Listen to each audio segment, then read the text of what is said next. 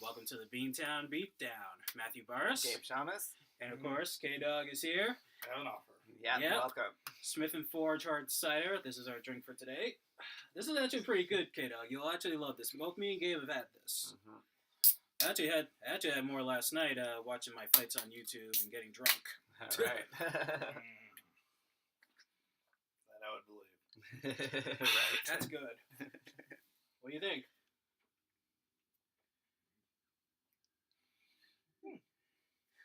I can tell not bad are the next words on his lips. It's definitely got a kick to it. Wow. That's a kick. Well, that's the point, ain't it? I guess so. Wow. That's a kick. Awesome. It is. And now... That's like a guy having sex with me. Sorry, I just had to say that. Bam! All right. Well, glad you liked it. And now we're getting into our first segment. First, we have some UFC announcements. First, last Saturday, of course, Max Holloway successfully defended the UFC featherweight title at the last pay-per-view, beating Jose Aldo, and that was just a good fight. I didn't see it, but I heard it was pretty good. All right. Of course, broke my heart when Michelle Waterson, the karate hottie, lost to Tisha Torres on the undercards. Oh, this is her second loss, so she really needs to get a win. Mm-hmm. Mm-hmm. But she's, I still consider her the karate MILF.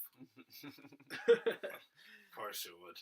Yeah. Also, she's also on MTV's The Challenge. Oh, really? Yeah, it's being hosted by the WWE's The Miz, who used to be on The Real World. Okay. So, and also on that season, is that the same thing that that Ronda Rousey did on her last? No, that's Battle 2016. No, that's Battle of the Network Stars. Oh, okay. But of course. Yeah, and of course on that season is Little Romeo the rapper Little Romeo, and some other people whose names I don't remember right now. All right. And the second UFC announcement, of course, this is a bit old, but UFC 219 will, of course, that's on December 30th. Mm-hmm. That will be main evented by Holly Holm and Chris Cyborg for the UFC Women's Featherweight Championship. Mm-hmm. Interesting. So Holly Holm trying to get back at it then. Yep, and this is this is a pretty interesting fight because they're both pretty good strikers. I mean, if there was a Mount Rushmore of strikers, I mean, those two would definitely be on there. That's a weird thought, but for the rest of us. Mount Rushmore of strikers. That's an image. Exactly. You're really creative there, Matt. Very creative there, dog. Well, yeah, there's people have their own Mount Rushmores, like Mount Rushmore of best 80s pop icons or Mount Rushmore NBA players and stuff like that. So there we go. Yeah. Rushmore strikers. Yep. And also, that's those are the quick announcements. Yep. Good. Also, we're going to be doing a countdown to showdown that night, so stay tuned for that as well. Also, last Saturday, I saw the Miguel Cotto versus Saddam Ali fight, and Saddam Ali beat Miguel Cotto. At first, Miguel Cotto was winning the rounds. I mean, he got stunned early in the first round, I believe. No, wait, the second round. Okay. And then he got stunned again in round 4, and then Miguel was winning most of the fight, but then Saddam caught up, winning the last 5 rounds. He won the last 5 rounds to win the fight, and also Miguel, he said after the fight, he said, he blew up he tore his bicep. during the fight. But he says that he makes no excuses. He says he won fair. Saddam won fair and square, and it was absolutely the last fight of his career. And, you know, and my take was it was really, really amazing. You know, Miguel Cotto always puts on action-packed fights, and really one of the best fighters to come out of Puerto Rico. I mean, one of the best Puerto Rican. I was about to say, I hear him talking about this guy all the time, pretty much. Well, yeah, and that's how I was learning about it. And Miguel Cotto is still fighting because I saw on the Beer and Brawl on what was it, Friday night or the Friday night before when you were showing the fight of Miguel Cotto against Manny Pacquiao. Oh yeah, that was an old fight, you know. The ever sexy Manny Pacquiao, by the way. You do know what he said about gays, right? I was about to say, yes, he is sexy, but unfortunately he's a complete homophobe. Yeah, exactly. Yeah. Oh boy. But anyway, I didn't know that Miguel Cotto was still fighting. Yeah, well, this was it was his last fight, and you know, Miguel Cotto. I mean, he's had a great career. I mean, super lightweight champion, welterweight champion, as we just said. Yep. Yeah, super lightweight champion, welterweight champion, super welterweight champion, middleweight champion. Really? Yeah. Is he like that sounds? Is he like the only one to go through all of those? No, there have been tons of other fighters that have gone through all those weight classes. Yeah, that have always moved up, especially Pacquiao. Right. But the three fighters, he's had like 7 losses now, and 3 of them were against 3 of the best fighters in his era. There was Manny Pacquiao, there was Floyd Mayweather, and Canelo Alvarez. Okay. Yeah, he actually came close to beating Mayweather, but then Mayweather pulled it out. Right. So no pun intended. Sorry, you walked into that one. Walked into that yeah, okay, I walked into that one. Yeah. But anyway. Yeah, but nonetheless, it was a great career. Yep. You know, so hopefully, whatever he does now, he'll just be happy and enjoying time with his kids and So, cheers to you, Miguel Cotto. Cheers. Yep, one of the best.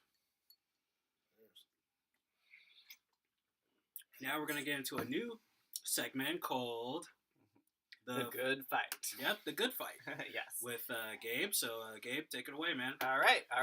So, yes, you've all heard the phrase, I'm pretty sure, fighting the good fight.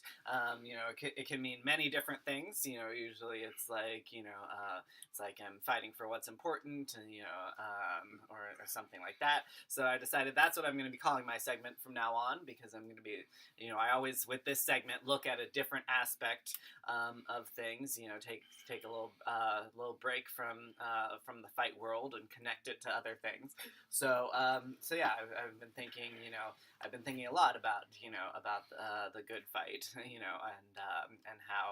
how we do it. We, those of us that really care about things in this world, we fight the good fight every day. And most of the time, it doesn't have to do with actual physical fighting. I guess in the movies, sometimes the good fight and physical fighting go hand in hand, but Justice League. Yes, exactly. Exactly. I'm sure there's a bunch of other examples, but I've talked a lot about how in real life, the good fight, is not always that. And so today I'm going to be talking about society.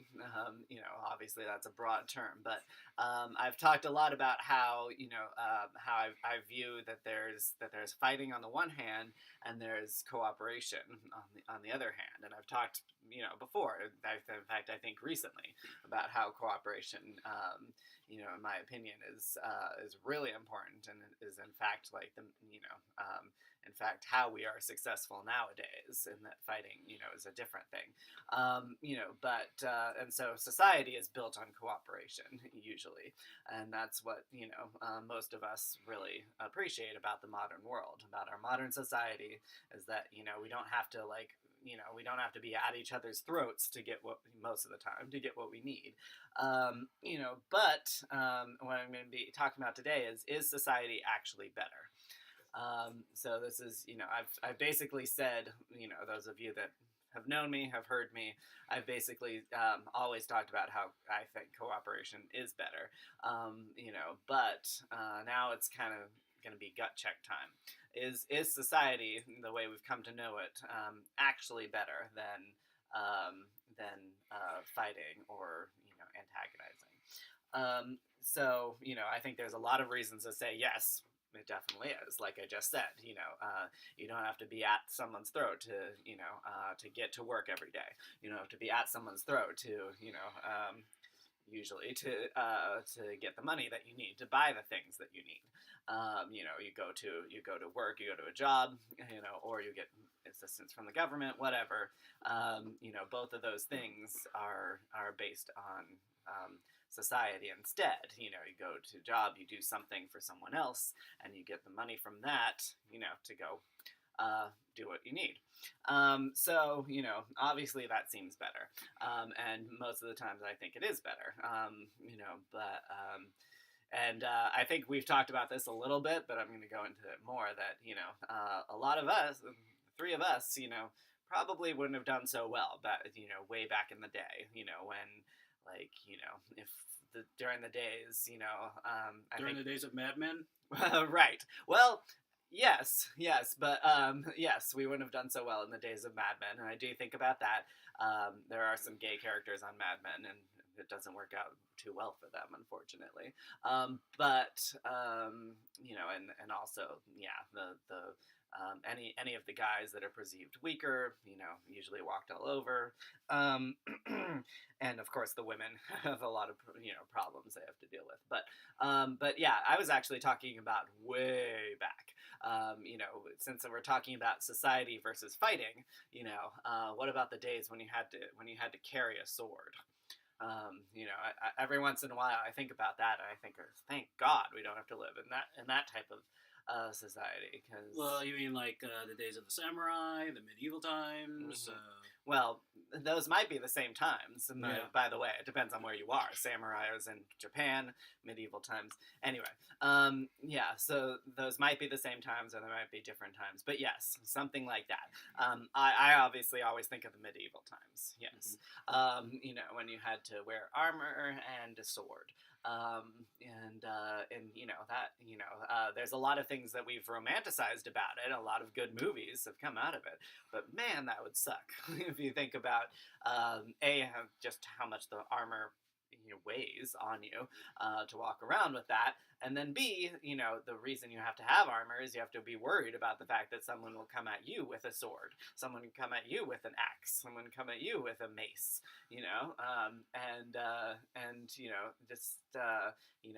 thankfully it's hard for us to think about that in modern times. Like, oh, what would I do if I literally had to have a weapon on me and defend, and and not a gun but a weapon, and defend myself, and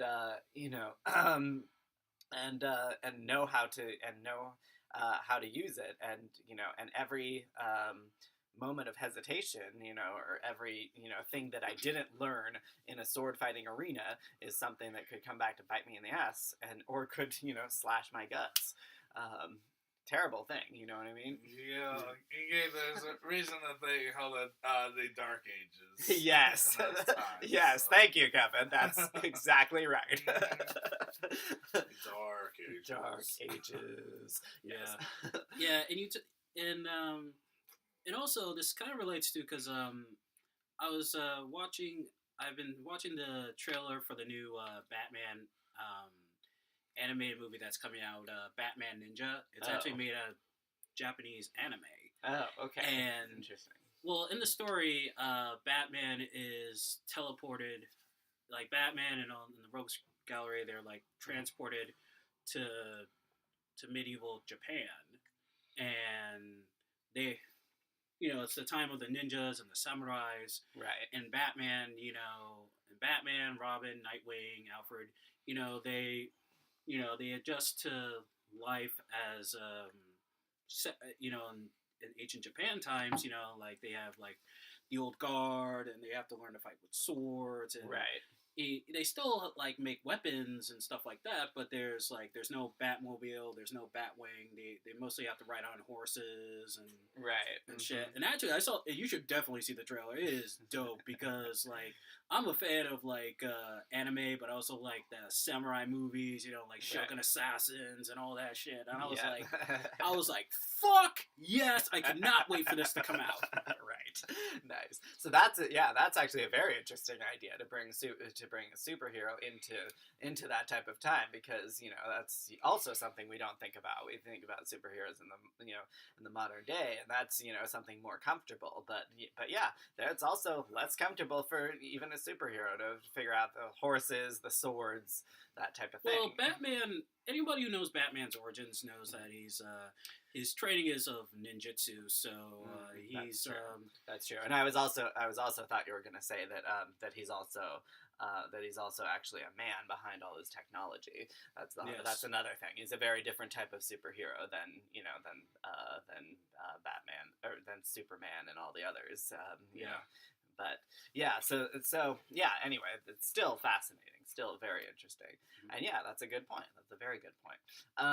So yeah, even Batman, you know, would have to learn all this shit, you know, and so yeah, you know, so I always think about that, and you know, I think it's, you know, it's probably good for us to reflect on that once in a while. You know, every time, you know, you're complaining because the bus is late, complaining is your phone or your computer's not loading something, you know, like, you know, think about how much better we have it. You know what I mean?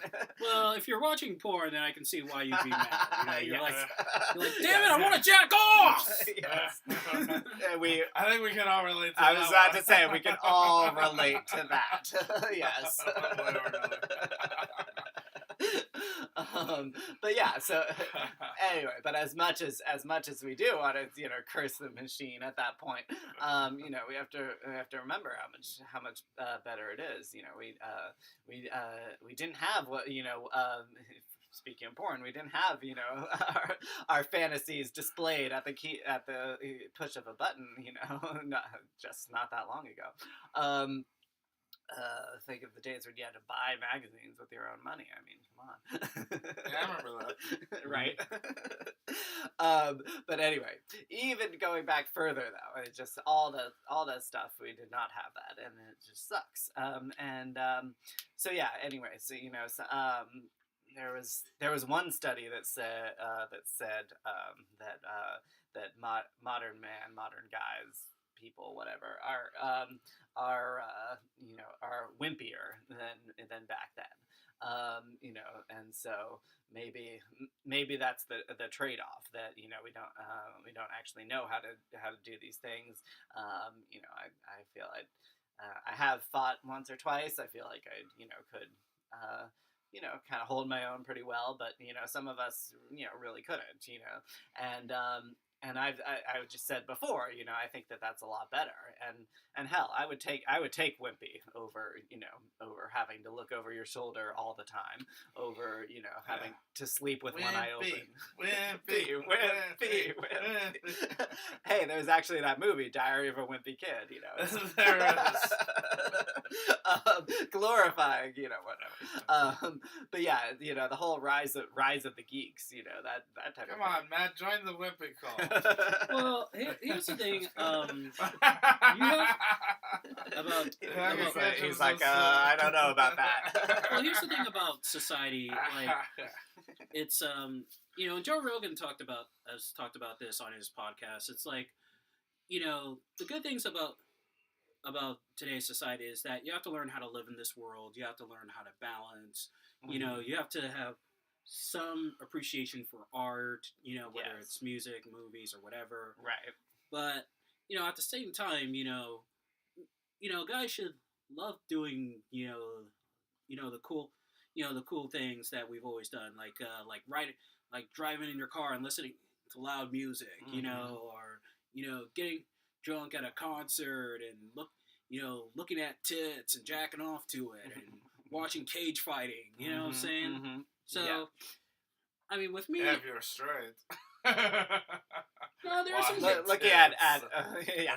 No, there are some gay Or- MMA fans. Yeah, exactly. Or pecs and ass, whatever. Anyway, Yeah. keep going. Next and ass. There we go. And also, again, this goes back to me being the, such a buff for like martial arts films, like samurais and ninjas and stuff like that. Yeah. I've always thought of, because like most, guys, I've thought about what it'd be like to be a ninja and stuff like that. Yeah. And ninjas are so cool. I mean, they're just so badass. In fact, well, I actually had this. I had this one dream. This is when I was when I had a crush on my. Alright, you're gonna keep this short. You're not Okay, no, hijacking my thing for a dream. Okay. All right. Well, this was when I before I became boyfriend and girlfriend with Kara. Okay. And I had this dream that I was like a samurai warrior, and I was laying down on a bench, and I had like cuts, and my back was sore. And she comes in, and she's massaging me. She goes, "Ooh, scars on your body." And I go, "Yes, I did.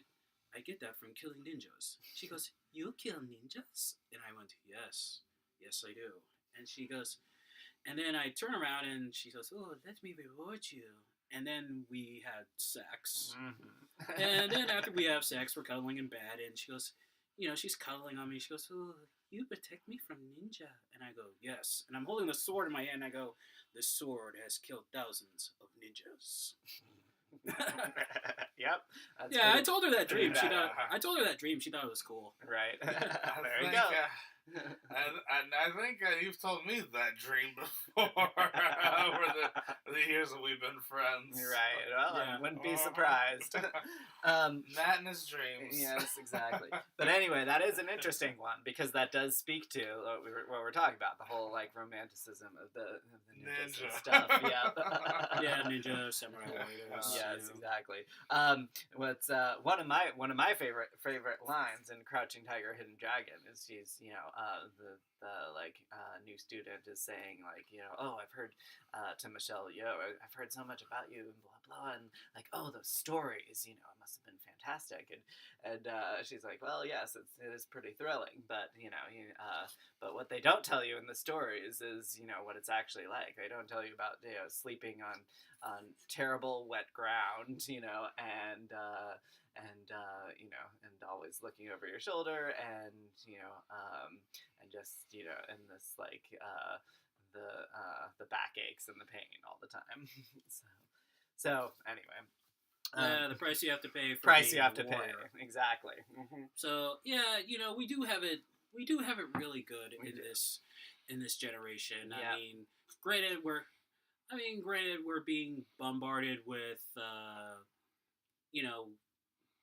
granted we get bombarded with more like cooking shows and That's your example of something negative. well, not really. I mean, I like Rachel. I mean, listen, I'm a fan of Rachel Ray and Right. Jada De Laurentiis, Yeah. and Anyway, almost for I other thought you were gonna say bombarded with ads, and I was gonna agree with you. I was like, yes, it's Aren't we? And Matt, aren't we bombarded with ads on YouTube?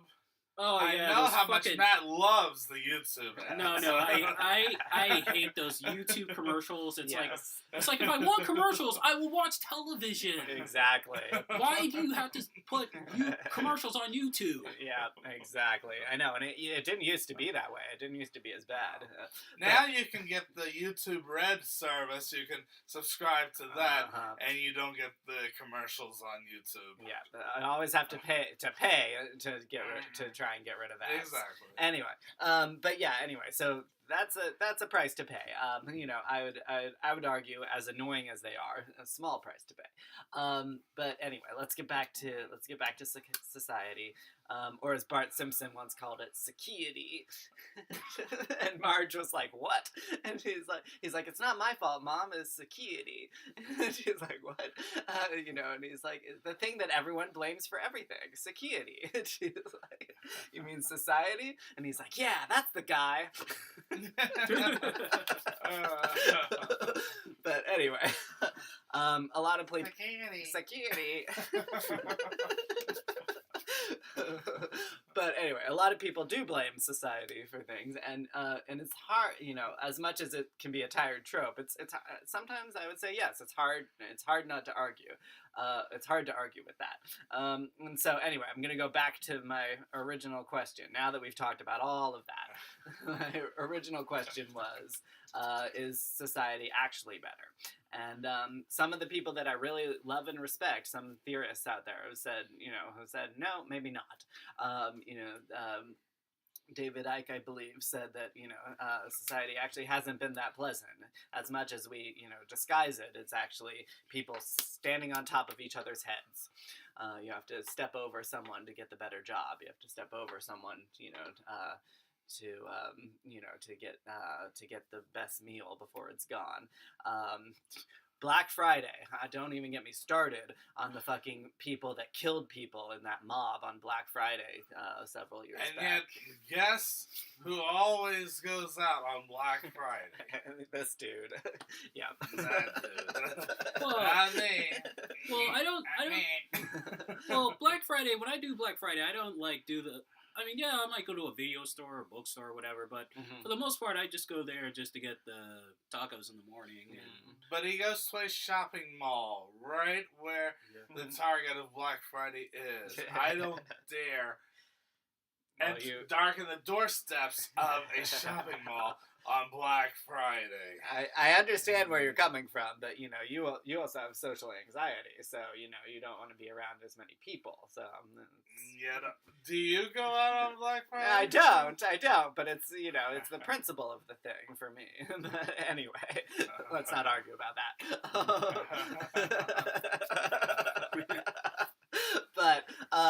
But yeah. Anyway. It can be great. Yes, it can be great. And yes, in this society, we can get, things, better, things like those TVs and whatever that they're, advertising, and some days of the year we can get them at really, slashed rates. Hooray! So I'm not downing on that, but I just don't like how much it's been, hyped up, and then that hype, like I said, is actually guilty of killing people like that because of that mob that stormed people. 5 years ago, whenever it was, it's because people are so greedy and so and didn't care about anyone else when they all rushed through the doors, and trampled someone. Or several people, I forget what it was, but so anyway, that's the dark side of society, and unfortunately, it happens a lot, and so that's something that we really have to look into and cannot encourage that. I was one of those people when I heard about that, calling for for everyone who trampled someone and didn't look back to be prosecuted, arrested. But anyway, so stuff like that happens.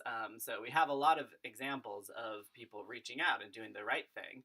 And I think the whole a lot of the movie 2012, when there's that whole hype about the end of 2012 might be the end of the world. There's that movie 2012, and it was pretty good, I think. I was kind of expecting it to be the usual hype horror Armageddon, whatever. But a lot of parts of it were about people reaching out and doing the right thing, even in a time of crisis. And helping someone else. So I thought that was good and that was better, and that's what we should aspire to, as opposed to trampling someone for a goddamn sale. By the way, what store did this happen at? I forget. I really don't remember. I should probably have done my research before I talked about it. But. Yeah, because I know that women I think are more crazy over when they go to when they go to David's Bridal or some store to get their wedding dresses and stuff like that on Black Friday. So they're a lot worse, I think. Well, I wouldn't say worse, because there's plenty of guys in that thing that wanted the electronics and whatever, I don't know. But let's not, get into that too much. I'm just saying that, that we should never do something that endangers someone, just for the money. And again, it does come down, unfortunately, it does come down to the money. By the way, the phrase is the love of money is the root of all evil, not money itself. So a lot of people quote it as money is the root of all evil. It's actually the love of money is the root of all evil. So just put that out there. But yeah, so that's something that illustrates the dark side of society. The other thing is, I'm not going to go into this too much, but since we have talked a lot about the whole sexual harassment allegations, there's that. That has been the dark side of society, even now, even up, up until all the, until the tide turned, just several months ago. So the whole Me Too movement and everyone coming out and saying, yes, this person sexually harassed me. Obviously, there was a lot of that before, but but it was always up in the air about whether or not we would believe the victims. Now people are saying, yes, we believe the women, or again, we believe the victims. I talked about one episode. Not all the victims are women. Exactly. Yeah, I talked one episode specifically about the male victims as well. So yes, we not that all of them are actually telling the truth, but we should give the majority of them the benefit of the doubt when this happens, and it shouldn't matter how important that person is that did it, and so we're learning that right now. We're grappling with it, and I think grappling is the right word because it's not pleasant. So sometimes it's people that we don't like the Alabama Senate candidate Roy Moore. I can't stand him, hate his guts, and so so obviously it's easier for me to believe that yes, he molested young girls, whatever. But we have to then grapple with it with people we do like, Al Franken, not and to make it less political, Dan, I'm blanking on his name, Dan Lauer. The guy Matt Lauer, thank you. Yeah. Yes, thank you. Matt Lauer, Charlie Rose, Jabari. I haven't gotten to talk to my ex Jabari about this. He was a huge fan of Charlie Rose, so it's going to be interesting to hear what he thinks about this. And my guess is that he'll say that he can't appreciate him as much anymore, but anyway, you can still like what someone did, but it doesn't mean that you can like them as a person anymore, and it's unfortunate when that happens. That state senate, I don't think it was the state senate, it was his husband, right? Oh, yes, that's something very interesting. I don't know as much about it, but I was watching on the news that, yes, our Senate president here in Massachusetts, his husband has been accused of doing sexual misconduct with multiple people, and so unfortunately, it's starting to look like that's true, and so he's even though it wasn't him, it was his husband. He still has stepped down from being the Senate president, and now they're getting a replacement. Yeah. So that's really unfortunate. Yeah, unfortunately, and but now. So that's anyway. Just to finish my point, that's the dark side. That another aspect of the dark side of society.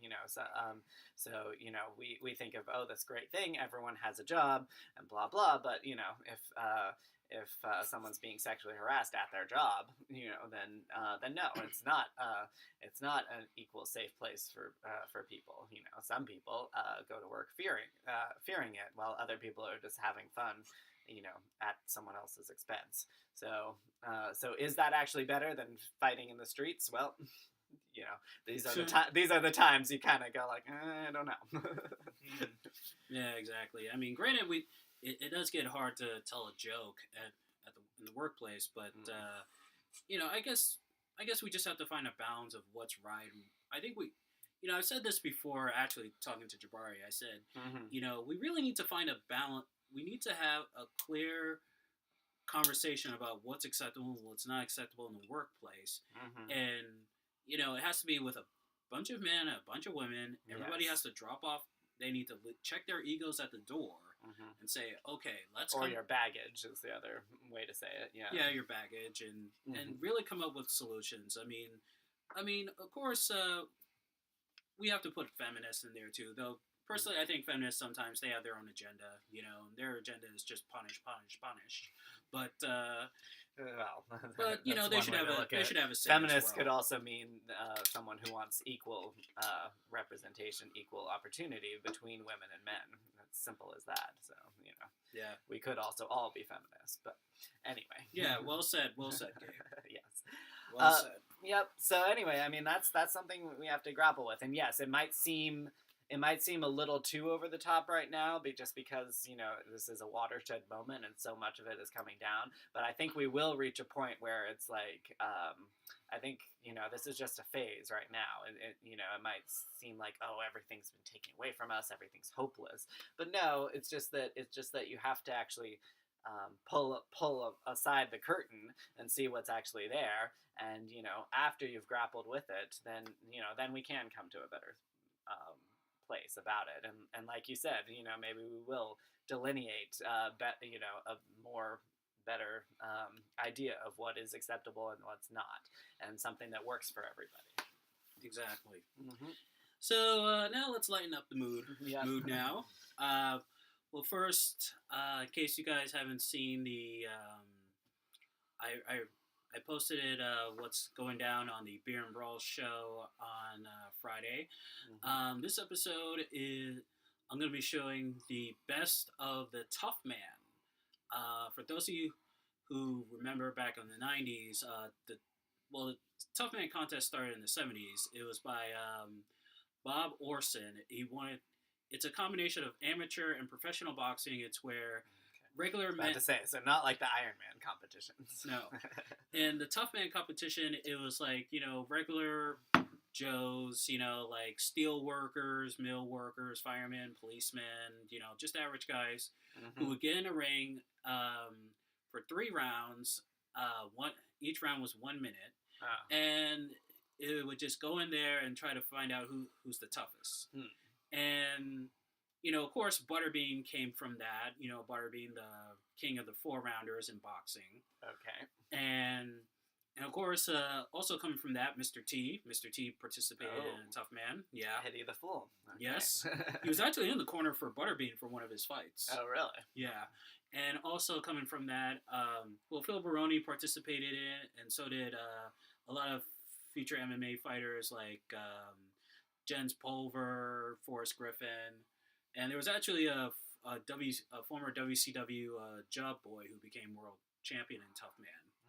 Interesting. Yeah. So yeah, that does sound pretty fascinating. It sounds like the stuff we've been talking about sometimes, the speculation of if you take someone out of their job and put them into the ring, who would win, that type of thing.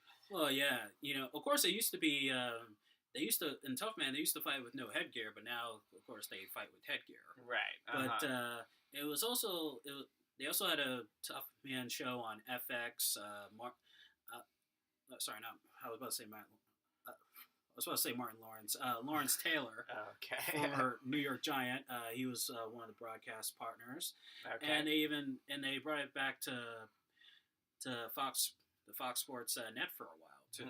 So I'm going to be showing the best fights of Tough Man, and of course this is only part 1. There will be more best of Tough Man to come in the near future. So make sure you guys tune in this Friday night at 7:30 on Facebook Live on our Facebook page, Beantown Beatdown at facebook.com. Mm-hmm. And thanks to you guys for joining in on the show. Of course. Yeah. Yeah. Thank you, Kev. Yeah, thanks, Kev, and also thank you too, Gabe. Of course. Yep. Always here. Yep. And now we're gonna get into our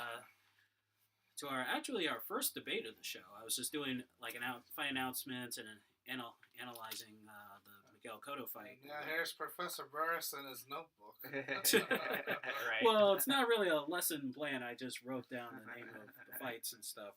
Well, as we all know, Bellator has their World Grand Prix Heavyweight Championship tournament to crown the new heavyweight champion of Bellator, and they announced the fights last Friday on Bellator. Okay. So, All right. so kicking off the new year, this is just the first round. Kicking off the new year, January 20th, on the undercard of Roy McDonald's fight with Douglas Lima. It is Chael Sonnen versus Rampage Jackson. And the winner of that fight will take on the winner of Matt Mitrione and Roy Nelson, and that fight is on February 16th. In April, Fedor Emelianenko takes on Frank Mir, and the winner of that fight will fight the winner of Ryan Bader, the current light heavyweight champion, against King Mo in May. Okay. Yep. So there's the bracket for the first round. So who do we think is gonna win the first round fights?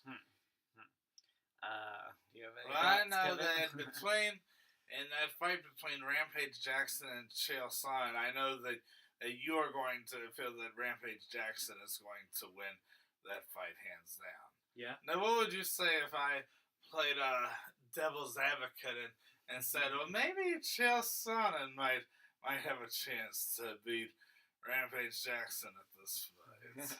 Well, I say Chael Sonnen has a better chance of beating the star quarterback for the Miami Dolphins than beating Rampage Jackson. You mean at football? Yeah. 'Cause Yeah. You're saying that he has a better. He wouldn't actually. He can't pull it off. So you're saying he has a better chance of beating the Miami Dolphins at football, right? No, he has a better chance at being the star quarterback. Okay. But, Yeah, being the quarterback for the team. Right. Okay. Yeah. Yeah. So you're picking Chael Sonnen? And then maybe for the fun of it, just a little devil's advocate, a little fun. I think I will put in my hat for Chael Sonnen. Alright, what about Matt Mitrione versus Roy Big Country Nelson? What are the? Oh, sorry. I was gonna say what are the positives of pros and cons of like both of them? What are the skills?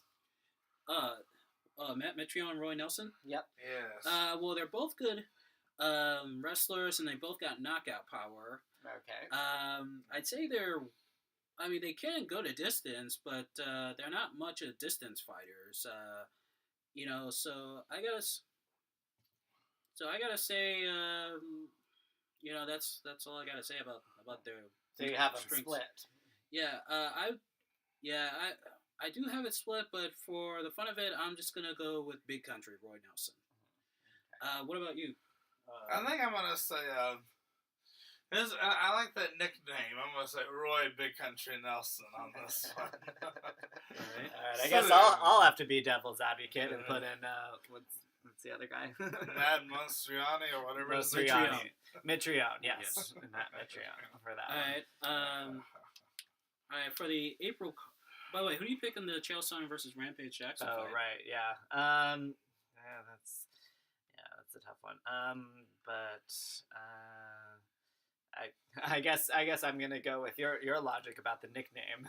I like Rampage, the nickname better, so going with that. Okay. Yep. All right. Fedor versus Frank Mir. So yeah, so we know a lot. I know a fair amount of Fedor Emelianenko from hearing you talk about him. What about his opponent? Frank Mir, former UFC heavyweight champion. Excellent striker, great on the ground, jiu-jitsu. Okay. Of course, knocked out. He's the only man to both knock out and submit Nogueira. Oh. So. Okay. So yeah, that kind of tips the scales the other way because I was going for Fedor, but now, now I think I might have to go. I've heard a lot more about Frank Mir. I'm in Frank Mir on this one. Actually, I'm gonna go with Fedor. I'm picking Fedor to win. You're gonna be the devil's advocate on this one, Right? Exactly. Well, it's not a matter of being devil's advocate. It's a matter of picks. You know, like who do we think is gonna win? Right. And I was gonna say that one doesn't surprise me because I know you always I know you are pretty much in Fedor's corner a lot. Chael Sonnen as a devil's advocate. Yes, that was pure devil's advocate. Well, yeah, because I don't like Chael Sonnen. Yeah. So I'm gonna go with that one, and then so and you're instead of the devil's advocate, he's the outlier because he actually picked that one first. Yeah. All right, and now the Ryan Bader versus King Mo fight.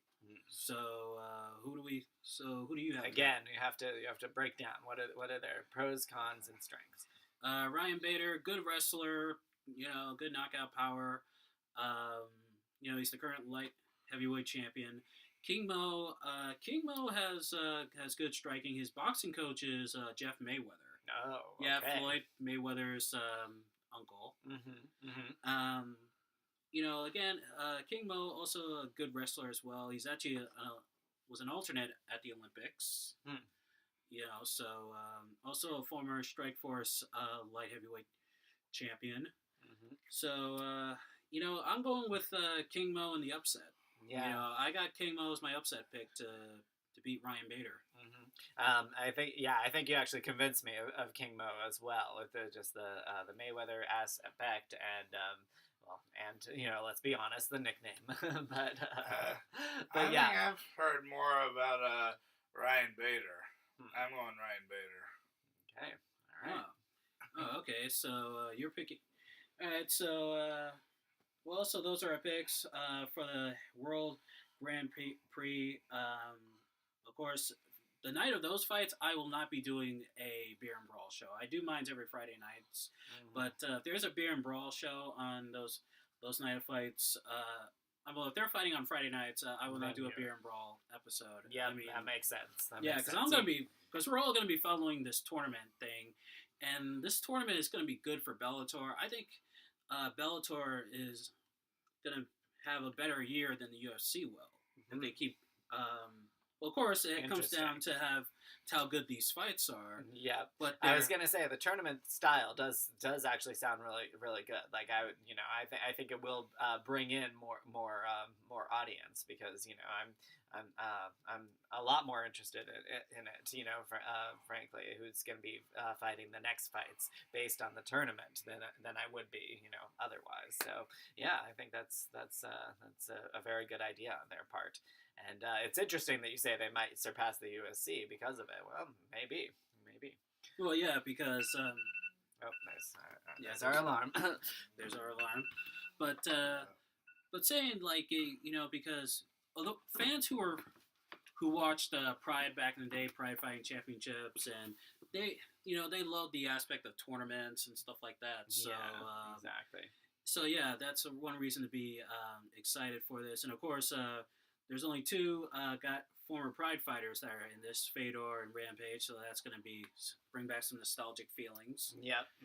And also, by the way, Spike TV in January is going to be changing its name to the Paramount Network. Oh, really? Yeah. And that does not seem like a good idea. There's already Paramount Pictures. Yeah. I kind of sensed they were going through a bit of a change when they started airing Friends on their network. Oh yeah, I think I saw that. Yeah, because I was like, I like Friends, but it's not a good fit for Spike, and so, but those are going to be the changes. And I'm looking forward to this tournament. I know I got Rampage winning the whole thing. Who do you have winning the whole thing? Oh jeez, I don't even. Not even sure. Let me see.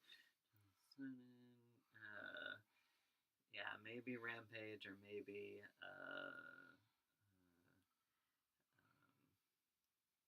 Well, given everything you said about Fedor, if he does actually, I know I voted against him. I think, or no, yeah, you did. Yeah, I did.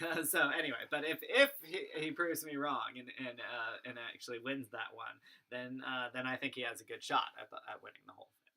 Right. I want to see Matt's reaction of if Chael Sonnen wins the whole thing. I want to see. But of course. I want to see Doug's reaction to that one. So for real, you're really picking Chael Sonnen just not based Just on to spite you. skill or technique. You just want to see what my reaction's gonna be. Pretty much. Oh, Lordy. Okay.